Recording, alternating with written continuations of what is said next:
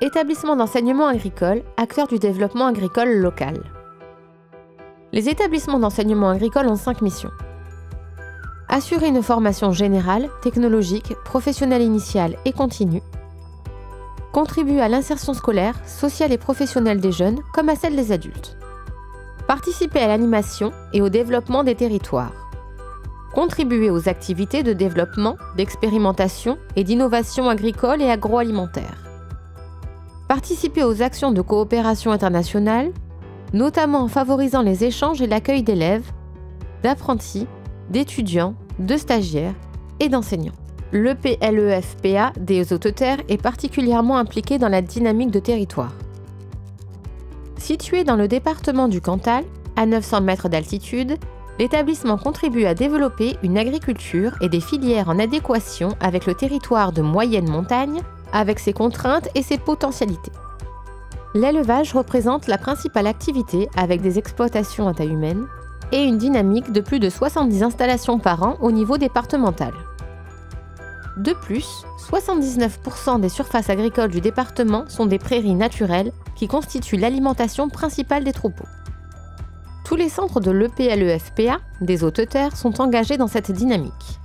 Le lycée agricole, le centre de formation pour adultes et apprentis, l'exploitation et l'atelier de transformation agroalimentaire et cosmétique.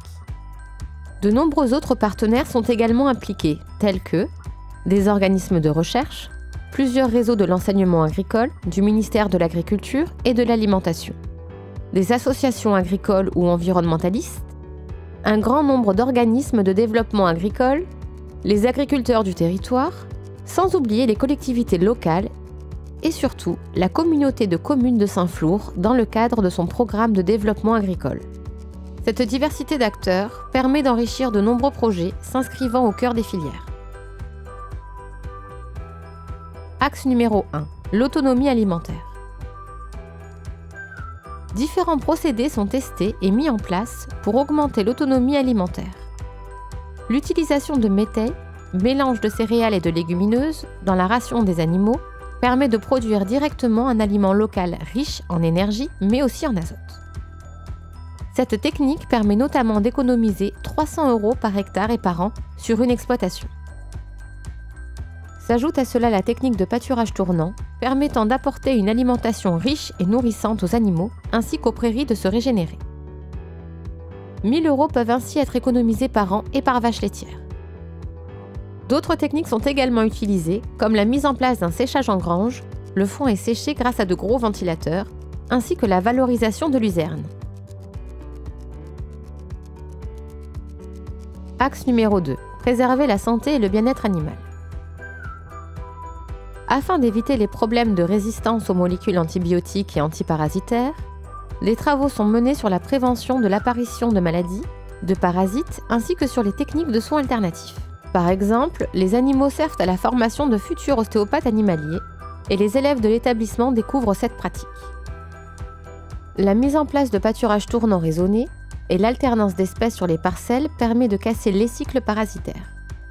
Des analyses coprologiques sont réalisées en complément afin de cibler les traitements pour une meilleure efficacité zootechnique, économique et environnementale.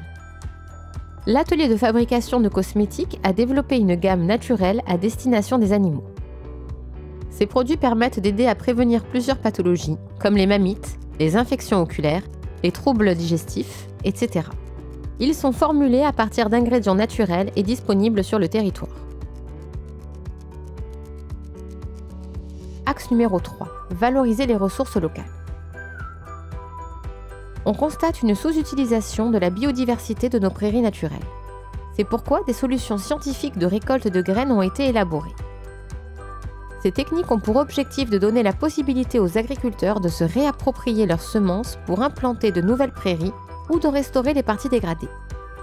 Il en est de même pour les haies d'arbres, qui une fois élaguées et broyées sous forme de plaquettes, sont utilisées en litière pour les brebis en remplacement de la paille. Les résultats démontrent que quand le prix de la paille dépasse 100 € la tonne, l'utilisation de plaquettes de bois en litière est économiquement intéressante tout en garantissant le bien-être des animaux. Enfin, pour garantir la pérennité de cette ressource, une pépinière pédagogique propose des végétaux locaux adaptés au climat et au sol du territoire.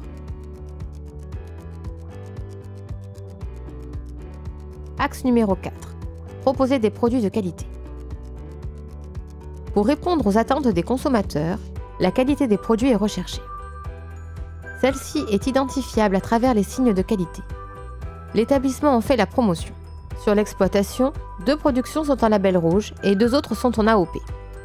D'autre part, les agriculteurs du territoire bénéficient d'un accompagnement et de prestations personnalisées de l'atelier agroalimentaire qui est certifié agriculture biologique.